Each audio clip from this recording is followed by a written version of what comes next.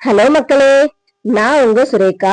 இன்னைக்கு நம்ம என்ன பார்க்க போறோம் அப்படின்னா மஞ்ச பூசணிக்காய் பச்சடி. இந்த மஞ்ச பூசணிக்காய் பச்சடி வந்து எங்க ஊர் திருநெல்வேலி பக்கம் ரொம்ப ஸ்பெஷல். ஏன்னா பொங்கலுக்கு இடி சாம்பார் அப்பளம் அதோட சேர்த்து இந்த மஞ்ச பூசணிக்காய் பச்சடி வைக்கிறது ஒரு ட்ரெடிஷ்னலான ஒரு ஐட்டம். நாங்க எங்க ஊர்ல சாயங்காலம் சாமி கும்பிடுறதுக்கு இடி சாம்பார் பொங்கல் சோறு இந்த மஞ்ச பூசணிக்காய் பச்சடி வைப்போம். இந்த மஞ்ச பூசணிக்காய் பச்சடியோட ரெசிபியை நான் முன்னாடியே உங்களுக்கு கொடுத்துட்றேன். எனக்கு இன்னைக்கு அது பூசணிக்காய் கிடைச்சதுனால உடனே பச்சடி வச்சிடலாம் அப்படின்னு சொல்லிட்டு மஞ்சள் பூசணிக்காய் எடுத்திருக்கேன். நான் ஃபர்ஸ்ட் காட்டினல ஒரு பீஸ் அந்த அளவுக்கு மஞ்சள் பூசணிக்காவை எடுத்து தொளி ஃபுல்லா நல்லா நீக்கிட்டு இந்த மாதிரி நல்ல பெரிய பெரிய பீஸா நான் கட் பண்ணி வச்சிருக்கேன். இதுல கூட்டு பண்றப்போ கொஞ்சம் சின்ன பீஸா கட் பண்ணிக்கலாம். பச்சடிக்கு வந்து நல்ல பெரிய பீஸா கட் பண்ணாதான் கொஞ்சம் நல்லா இருக்கும். அதனால இந்த அளவுக்கு பெரிய பெரிய பீஸா கட் பண்ணிருக்கேன். ஏன்னா நமக்கு ரொம்ப குட்டி குட்டியா கட் பண்ணிட்டோம்னா சீக்கிரம் வெந்துரும். பிளஸ் வெந்துருச்சுன்னு சொன்னா நமக்கு ரொம்ப குழஞ்சு ஒரு மாதிரி போயிடும். அதனாலதான் இந்த அளவுக்கு நான் பெரிய பெரிய பீஸா இதை கட் பண்ணிருக்கேன். இதை கட் பண்ணிட்டு ஒரு 2-3 தடவை தண்ணியில நல்லா வாஷ் பண்ணிட்டு ஒரு பாத்திரத்துல கொஞ்சமா தண்ணி சேர்த்துக்கோங்க. நிறைய தண்ணி சேர்க்காதீங்க, ஏன்னா இது வேக வேக தண்ணி விட்ட மாதிரி இருக்கும். அதனால நிறைய தண்ணி சேர்க்க வேண்டாம். நான் இப்போ ஒரு ஒரு ஒரு சின்ன ஒரு டீ கப் அளவுக்கு ஒரு 100 தண்ணி போலதான் நான் சேர்த்திருக்கேன். இதுல நம்ம எடுத்து வச்சிருந்தோம் இல்லையா பூசணிக்காய், அதை நல்லா கழுவிட்டு இதுல நான் இப்ப சேர்த்துடுறேன். இந்த பூசணிக்காய் இவ்வளவு பூசணிக்காய் எனக்கு இருக்கு. நான் எவ்வளவு பெருசு பெருசா கட் பண்ணிருக்கேன் பாருங்க. இந்த மாதிரி இதுல போட்டீங்க அப்படின்னா அப்பதான் உங்களுக்கு டேஸ்ட் கரெக்டா இருக்கும். இல்ல நம்ம குட்டியா கட் பண்ணிட்டோம் அப்படின்னா ரொம்ப குழஞ்சிரும். குலையாம இருக்கிறதுக்காக தான் நம்ம குட்டி குட்டியா கட் பண்ணி போடுறது. இப்போ போட்டோம் பாத்தீங்களா. இதுல 1 ஸ்பூன் அளவுக்கு மஞ்சத்தூள் போட்டிருக்கேன். 1 ஸ்பூன் இல்ல, சாரி, ஒரு 1/4 ஸ்பூன் அளவுக்கு மஞ்சத்தூள் போட்டிருக்கேன். என்னோட தேவைக்கு நான் உப்பு போடுறேன். உப்பு போட்டுட்டு மஞ்சத்தூள் உப்பு காய் 3 நல்லா ஒண்ணு சேர்ற அளவுக்கு லேசா பெரட்டி விட்டுட்டு ஒரு மூடி போட்டு மூடி வச்சிருங்க. தண்ணி நிறைய ஊத்தி நீங்க தண்ணிய வடிச்சிங்க அப்படின்னா உங்களுக்கு டேஸ்ட் இருக்காது, காய் இளைச்ச மாதிரி இருக்கும். அதனால தண்ணி வடிக்காத அளவுக்கு பாத்துக்கோங்க. இப்ப நீங்க பாத்தீங்கன்னா காய் மேல இருக்கும், தண்ணி கீழே இருக்கும். இதே இது ஒரு 10 நிமிஷம் வெந்ததுக்கு அப்புறம் நீங்க நறுக்கி இருக்க சைஸை பொறுத்து என்ன மாதிரி பெருசு பெருசா நறுக்கி இருந்தீங்க அப்படின்னா ஒரு 7 நிமிஷம் வரைக்கும் ஆகும். இல்ல நீங்க குட்டி குட்டியாவே நறுக்கி போட்டீங்க அப்படின்னு சொன்னா உங்களுக்கு 5 நிமிஷத்துக்கு முன்னாடியே வெந்துரும்.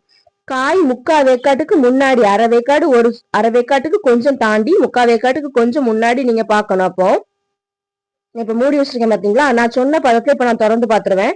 பாத்தீங்களா, காய் வந்து முழுசாகவும் வேகல, அரை வேக்காடும் இல்ல. அந்த மாதிரி ஸ்டேஜ்ல காய் குறைஞ்சி தண்ணி நிறைய இருக்க மாதிரி இருக்கும். இப்போ நீங்க அதை திறந்து வச்சுட்டு ஒரு லெமன் சைஸ் புளிய, சின்ன லெமன் சைஸ் ஒரு புளிய நல்லா கட்டியா கரைச்சு வச்சிருக்கேன்னா அதை இதுல சேர்க்கணும்.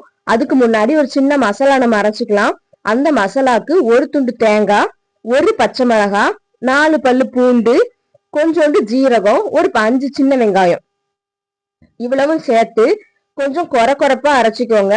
மையா அரைக்க வேண்டிய அவசியம் இல்லை, கொரப்பா அரைச்சா போதும். அரைச்சிட்டு அதை நீங்க இதுல சேர்க்கறது கொரப்பா அரைக்கணும்னா பல்ஸ் மூட்ல வச்சு அரைச்சிடாதீங்க. அதுக்கிட்டு அரைஞ்சிருக்கணும், ஆனா அரையாமலும் இருக்கணும். தேங்காய் பீஸ் பீஸா இருக்கக்கூடாது,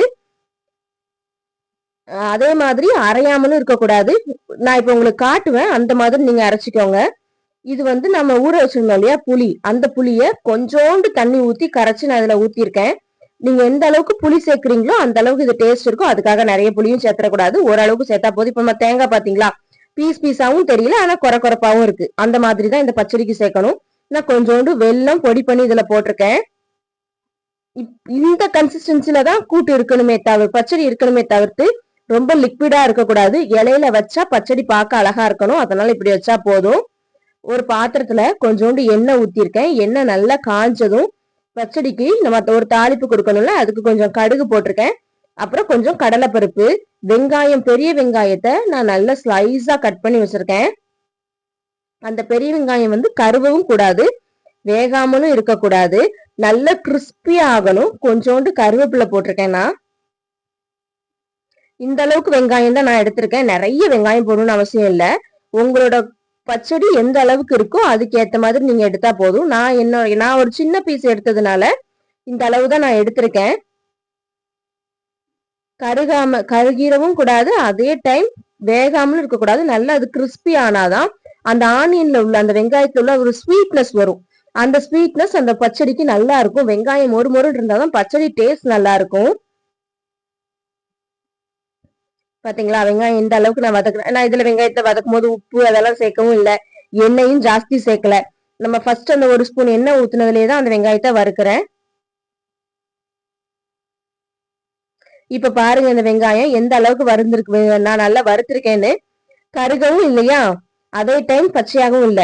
இப்போ இந்த பச்சடி மேல இந்த வெங்காயத்தை போட்டுட்டு நல்ல ஒரு மிக்சிங் கொடுத்து எடுத்தீங்கன்னா இந்த பச்சடி வந்து உங்களுக்கு சாம்பார் புளிக்குழம்பு ரெண்டுக்குமே சூப்பரா இருக்கும்.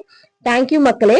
இதே மாதிரி வீடியோஸ் பார்க்க நம்ம சேனலை சப்ஸ்கிரைப் பண்ணிக்கோங்க. மறக்காம பெல் பட்டனை கிளிக் பண்ணிக்கோங்க. கமெண்ட் பண்ணுங்க, லைக் பண்ணுங்க, ஷேர் பண்ணுங்க.